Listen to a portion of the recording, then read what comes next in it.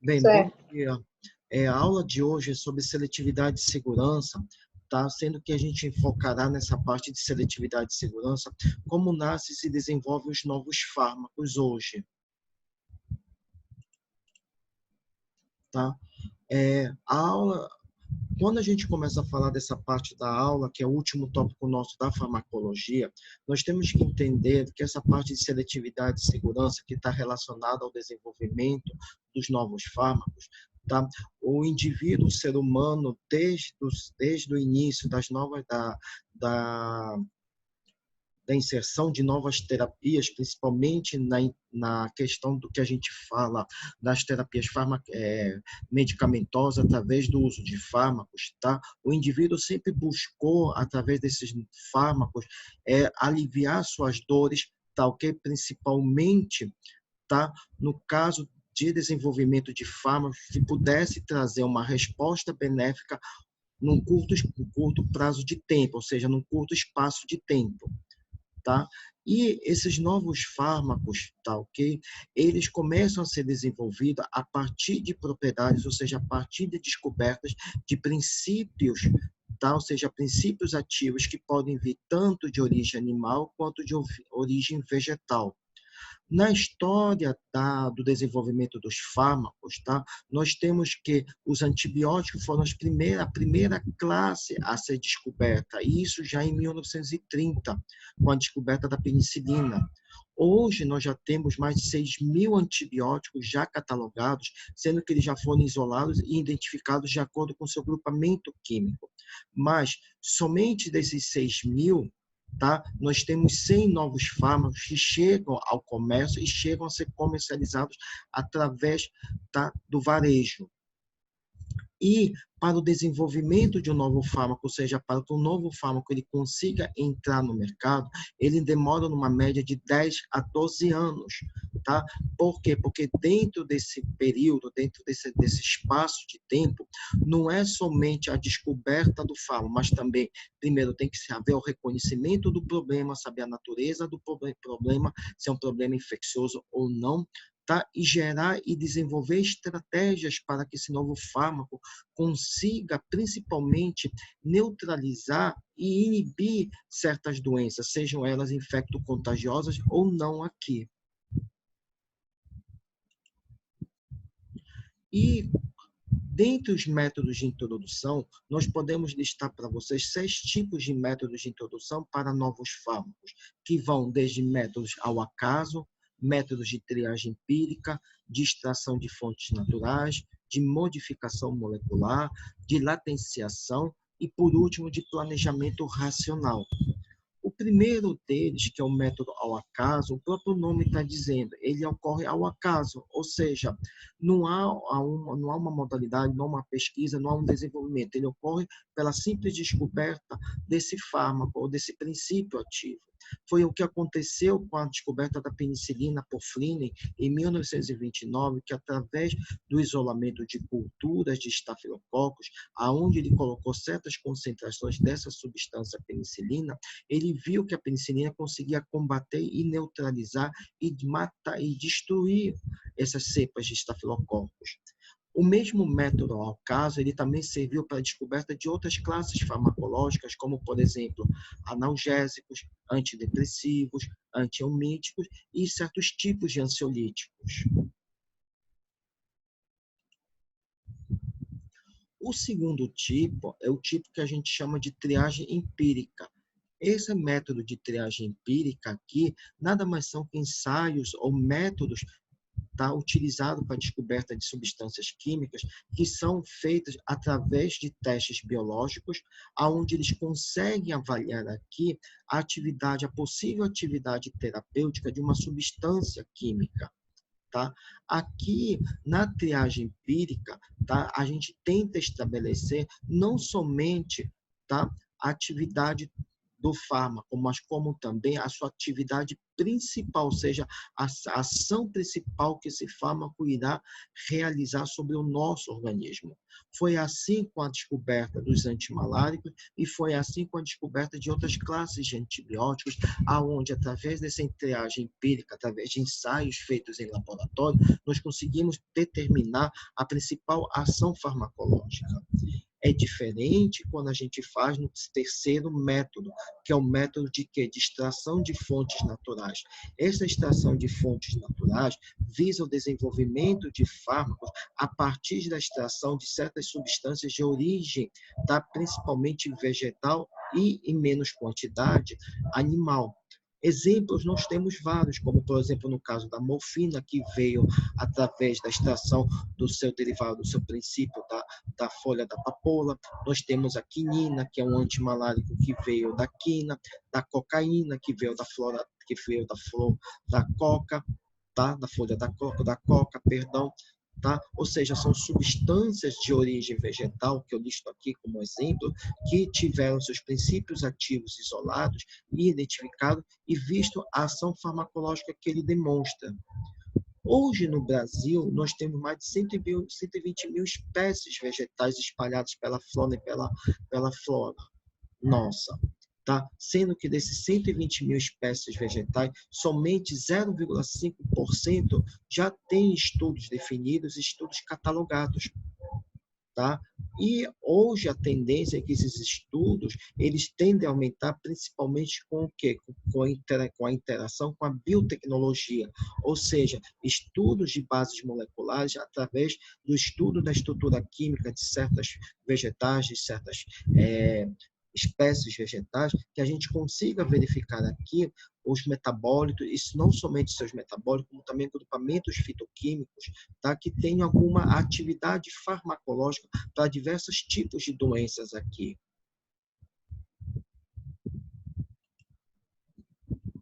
O quarto tipo é o que nós chamamos de modificação molecular. A modificação molecular já é uma técnica mais recente. Por quê? Porque ela visa aqui não somente estudar os métodos mecanísticos, ou seja, estudar os mecanismos de ação, como também as próprias variações moleculares das moléculas desses princípios ativos. E, a partir desses estudos de mecanismos e de variação molecular, nós conseguimos sintetizar um protótipo, ou seja, uma molécula mãe, uma molécula inicial, e a partir dele gerar outras moléculas, como, por exemplo, homólogos, análogos ou até congêneres, que nós conseguimos, através do desenvolvimento dessas moléculas, melhorar principalmente as suas propriedades farmacêuticas, perdão, suas propriedades biológicas, aonde nessas propriedades biológicas estão o quê? A melhoria na forma farmacêutica, a melhoria no mecanismo de farmacocinética e também a melhoria aqui no mecanismo de ação que esses fármacos irão ter sobre o nosso organismo. Além disso, a vantagem de fazer um método de introdução pela modificação molecular são vários, como, por exemplo, a gente consegue fazer derivados, ou seja, derivados a partir desses protótipos, tá? Com propriedades que sejam melhoradas ou até superiores do que o próprio protótipo. Além disso, o tempo que se leva para a formulação e para a produção desse protótipo, tá? É um tempo bem curto. E a custo, tá, de quase zero aqui. Por quê? Porque a indústria visa o que? A partir desse protótipo, tá, a partir do protótipo e sintetizar e desenvolver novos fármacos dele, tá, um custo zero que não cause tanto oneroso para a indústria durante a sua produção.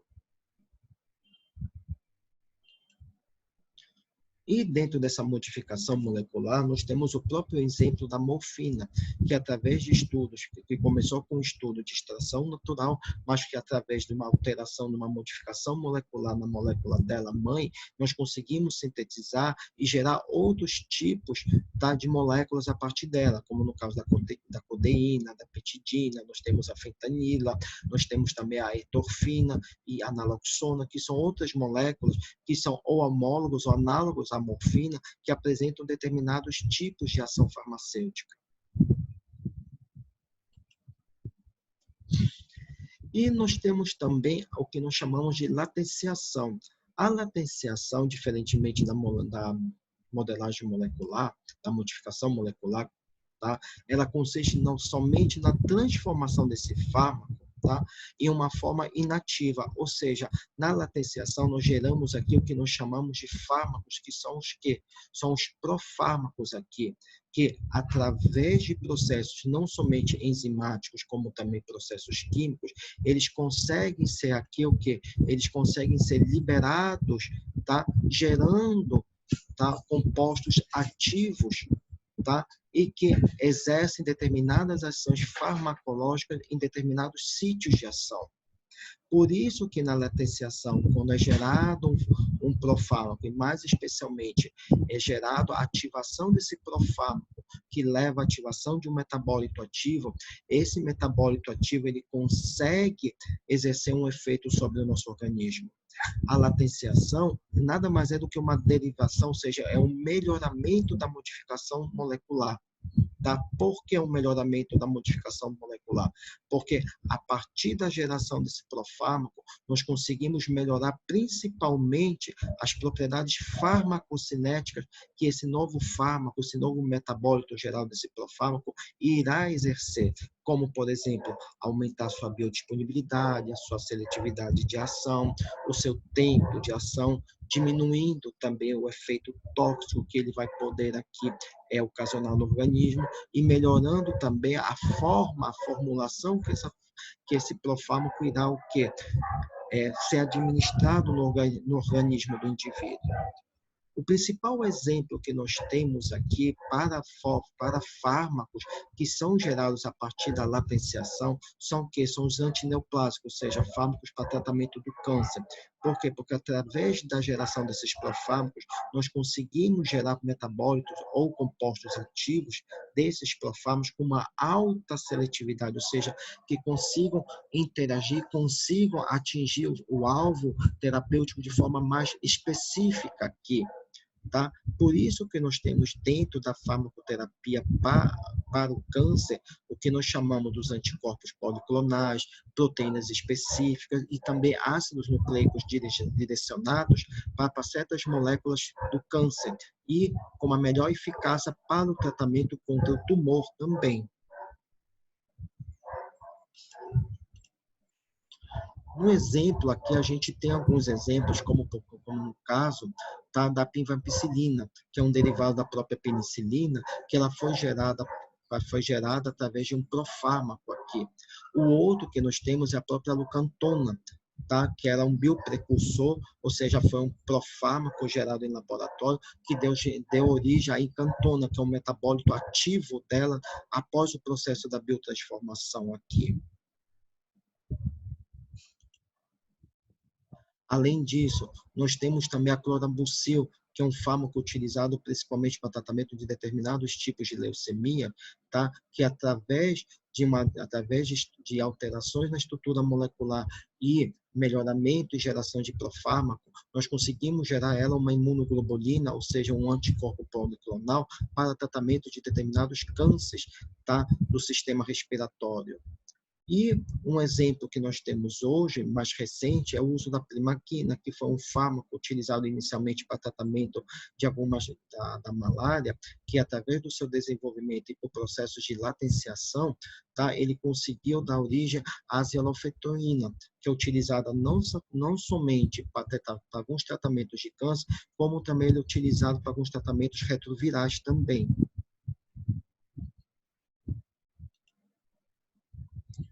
E nós temos, por último, o que nós chamamos de planejamento racional dos fármacos. Esse planejamento racional de fármacos é o último método de introdução aos fármacos no mercado ou no seu processo de desenvolvimento.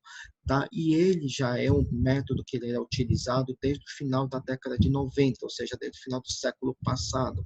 E hoje ganhou bastante espaço. Isso por quê? Porque hoje se desenvolve esse planejamento racional através do quê? Através principalmente de fármacos que nós chamamos de fármacos sob medida, ou seja, através de estudos de planejamento sobre determinados tipos de patologias, nós conseguimos desenvolver fármacos de efeito direcionado aqui, aonde nós conseguimos, através da definição do processo patológico, conseguimos definir aqui o que?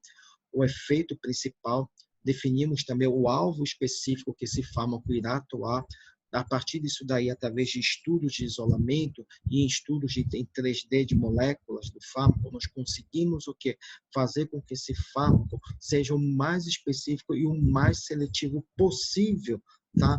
Para a interação com o seu fármaco, com o seu receptor e com o seu sítio-alvo aqui. Por isso que, durante o planejamento racional, nós conseguimos, além de fazer os estudos da patologia que vão ser estudados, o plano molecular para o desenvolvimento desse fármaco, nós conseguimos também identificar os processos aos quais esses fármacos serão responsáveis durante a sua interação com os receptores. Também conseguimos verificar melhor os alvos específicos, ou seja, conseguimos especificar melhor esses alvos. E, por último, conseguimos melhor interagir com as moléculas presentes nos sítios alvos, como, por exemplo, enzimas, receptores e ácidos nucleicos aqui.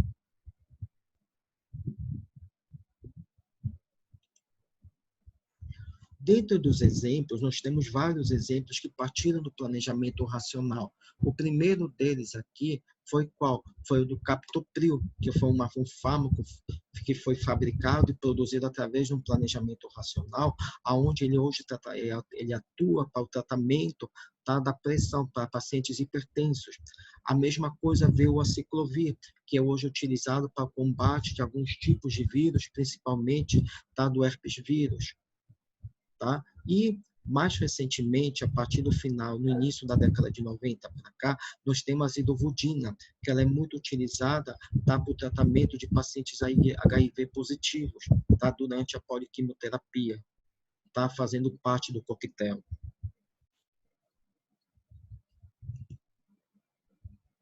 Só que, dentro dos processos de introdução desses novos fármacos e do desenvolvimento dos mesmos, tá, nós verificamos que antes que ocorram esses estudos, tá, esses estudos também eles ocorrem através de ensaios farmacológicos e clínicos. E esses ensaios farmacológicos e clínicos, eles são divididos em dois tipos de ensaios, que são os farmacológicos e os toxicológicos. E eles são feitos, tal que eles ocorrem tanto em amostras de animais de laboratório, como posteriormente em amostragem de seres humanos.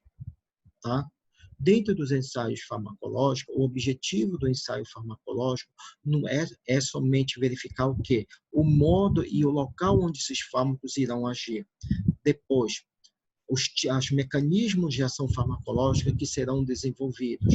E, por último, fazer estudos comparativos aqui desses fármacos com outros fármacos que sejam da mesma classe farmacológica, para ver se está tendo uma melhor eficácia desse fármaco novo sendo gerado.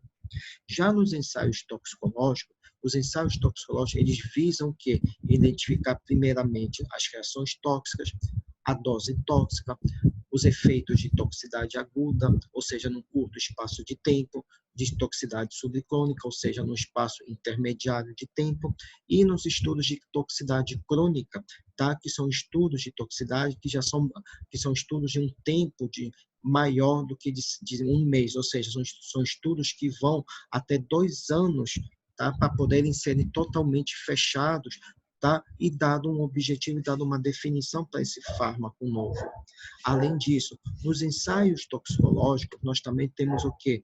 Os estudos de carcinogenicidade e teratogenicidade, que certos compostos possam causar aqui durante a sua administração, seja em alguns órgãos, como também para o feto em desenvolvimento. Tá? Além disso, quando a gente fala nos ensaios, principalmente nos ensaios feitos aqui no homem, tá?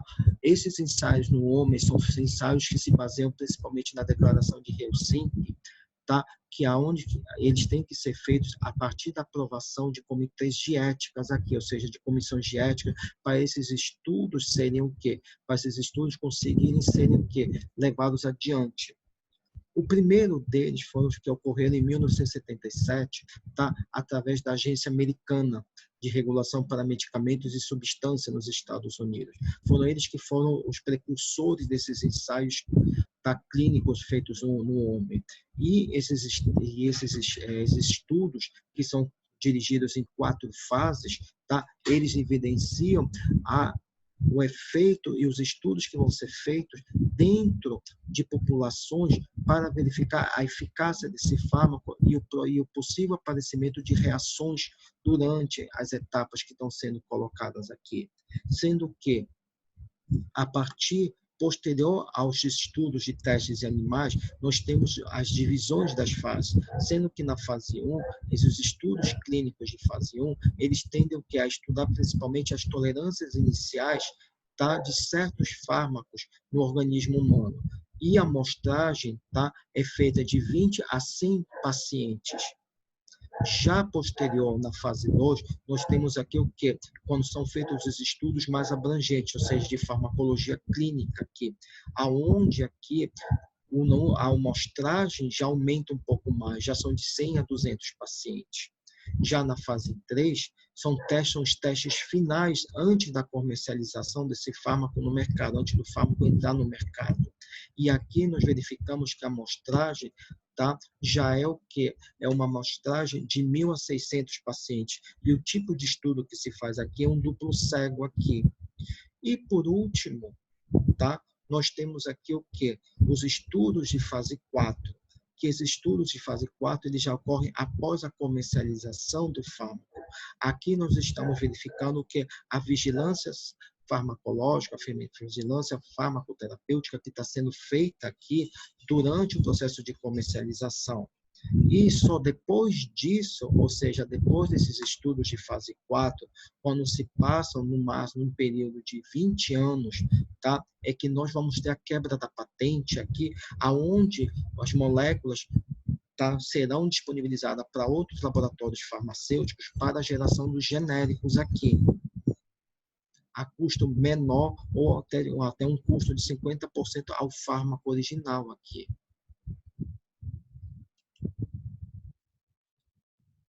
E no que se refere ao custo e ao local de desenvolvimento dos fármacos, nós observamos aqui o quê? Que atualmente mais de 10.000 compostos são hoje sintetizados e submetidos a testes preliminares de atividade, mas somente 100 compostos conseguem chegar e começam a ser estudados através de ensaios toxicológicos e farmacológicos. Destes 100, somente 10 conseguem ser candidatos a entrarem nos estudos de fase 1, fase 2, fase 3 e fase 4, ou seja, nos testes clínicos. Tá? E após esses testes, ou seja, após esses testes clínicos, nós verificamos somente que um, tá, consegue chegar ao mercado e começa a ser comercializado. Além disso, a indústria farmacêutica é uma indústria crescente, tá? Ou seja, é uma indústria que tem em ampla ascensão nos últimos 30, 40 anos de existência. Tá? Isso porque, nos últimos 30 anos, nós verificamos a gama de produtos farmacêuticos que já entraram no mercado. Não somente fármacos, como também nós verificamos outros produtos direcionados à indústria farmacêutica vêm crescendo no mercado. Além disso, dentro da indústria farmacêutica, nós observamos que 90% da criação desses novos fármacos vem dela. 9% vem de universidades públicas e 1% de laboratórios oficiais de pesquisa. Ou seja, isso mostra a expansão e a abrangência que os laboratórios da indústria farmacêutica têm hoje no mundo. Além disso, desde 1960, a receita a respeito da geração de novos fármacos no mercado mundial vem crescendo. De 10 bilhões, já passaram para 96 bilhões agora no início do novo milênio. Isso mostra a força e o recurso financeiro que esses laboratórios farmacêuticos têm, tá, na produção desses novos fármacos. E hoje, esses laboratórios farmacêuticos, eles se encontram nos grandes centros mundiais, como, por exemplo, nos Estados Unidos, na França, na Inglaterra, no Reino Unido, tá? No Japão e na Itália. Tá? Através do que? De conglomerados empresariais, que são as multinacionais, que tomam hoje conta do mercado farmacêutico. Bem, pessoal, do que eu tinha que falar dessa parte de seletividade e segurança, como nasce e se desenvolvem os novos fármacos, é isso que eu tenho que conversar com vocês, tinha que conversar com vocês. Lembrando para vocês que esse é o último tópico nosso, tá, do nosso conteúdo programático aqui. Tá? Então, aqui já encerrou nosso conteúdo programático, tá bom? Eu amanhã devo estar liberando para vocês o segundo exercício de revisão para a segunda verificação de vocês, tá ok? Tá? Lembrando para vocês que a prova de vocês é no dia 2 de junho, tá ok? Pela parte da manhã, das 8h20 até as 10 horas da manhã, tá bom? Tá? E eu devo estar liberando esse exercício até amanhã de manhã e corrigirei esse exercício para vocês, tá? Na próxima semana, na próxima quinta-feira, no nosso dia de aula normal, tá? De aula teórica para todo mundo. Tá ok? Ficou alguma dúvida aí para vocês? Querem perguntar alguma coisa ou tá tudo ok? Hein, Anne? Para mim tá tudo certo, professor. Tá, beleza, então. Eu vou postar essa aula já daqui a pouco na plataforma, tá? Para vocês terem já acesso a ela, tá bom? E semana que vem nós teremos aula na quinta-feira, que eu já farei a correção do exercício, do último exercício, antes da prova, antes da segunda verificação, tá bom?